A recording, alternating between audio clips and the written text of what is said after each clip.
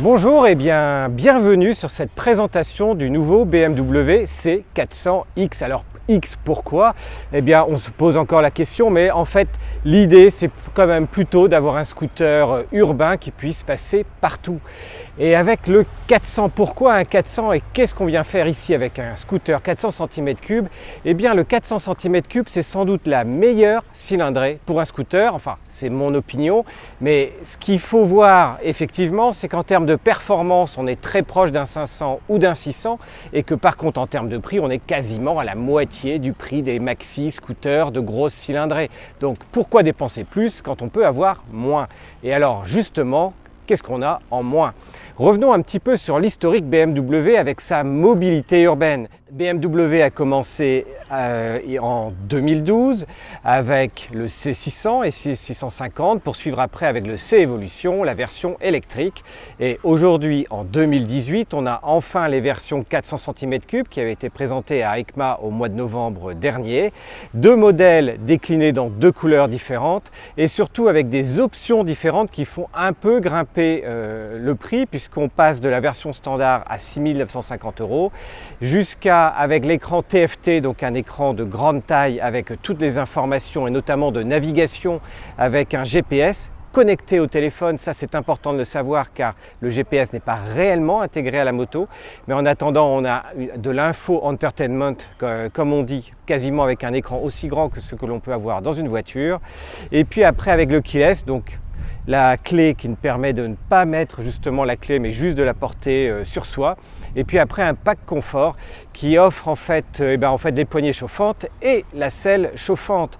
Maintenant, comment se comporte justement ce C400? On a effectivement le meilleur des deux mondes. Le confort, on a un peu l'impression quand on touche la selle qu'il n'est pas extraordinaire, mais on a fait plus d'une centaine de kilomètres très rapidement sur des petites routes et en fait ça le fait très bien. Après, on a une vitesse de pointe assez impressionnante parce que là on est à 145 km/h, on est à l'étranger donc tout va bien. Ce qui donne à peu près 139 km/h GPS, donc déjà de quoi perdre votre permis. On peut dire que jusqu'à 120-130 km/h le scooter avance et puis qu'après la progression est un petit peu plus difficile, mais en attendant on peut faire du périurbain de façon très confortable et très simple. En ville, ça se manie très facilement, on n'a vraiment pas le poids d'un 650 ni même d'un 500, donc la maniabilité est excellente même si la selle est un petit peu haute. Résultat, un conducteur d'un mètre 70 mettra à peine le bout des pieds à terre, mais encore une fois le poids est très bas, bien placé, le tout est très maniable, donc ça se fait sans aucune difficulté. Après, la position de conduite, contrairement à d'autres scooters où on a de temps en temps un peu les mains en haut ou les jambes qui remontent, là on a une position de conduite et un triangle main, selle et pied qui est parfait. Les plus grands même auront un peu de place. Par contre, ceux qui aiment avoir les jambes très loin devant seront un petit peu plus gênés par rapport à d'autres modèles de scooters. En termes de look, on trouve ici une version BMW qui est très proche en fait des optiques des F800, F850, donc des parties trail, d'où un peu le X qui donne une identité très propre au scooter, ce qui est un excellent point. Au moins on sait que c'est un BMW.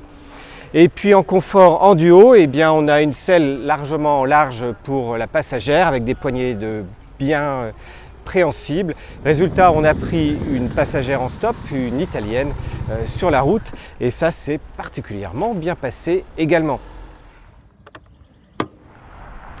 En termes de rangement, on a une large place sous la selle ainsi que deux vides-poches à l'avant, deux vides-poches qui sont bloqués par le keyless, donc ça c'est pas mal. On part et les deux vides-poches sont bloqués. Par contre, sous la selle, on peut mettre à l'arrêt un casque. On retrouve le fameux flex case de BMW qui se déplie à l'arrêt. Par contre, quand on n'est pas à l'arrêt, non, on ne peut pas laisser un autre casque dessous. Donc on peut emporter un tout petit peu d'affaires. Maintenant, ce n'est pas la plus grande capacité et certains scooters 125 cm3 ont plus de capacité sous le coffre. Côté freinage, on a un freinage non combiné, donc frein avant, frein arrière bien distinct. Un ABS qui ne se déclenche pas trop facilement, donc ça c'est un excellent point. Un frein avant qui offre pas mal de mordants. Donc là, il faut faire un petit peu attention, mais en fait, le frein arrière est tellement efficace avec une bonne puissance, une bonne progressivité qu'en fait, on peut pratiquement, sur la majeure partie des cas en ville, se contenter du frein arrière.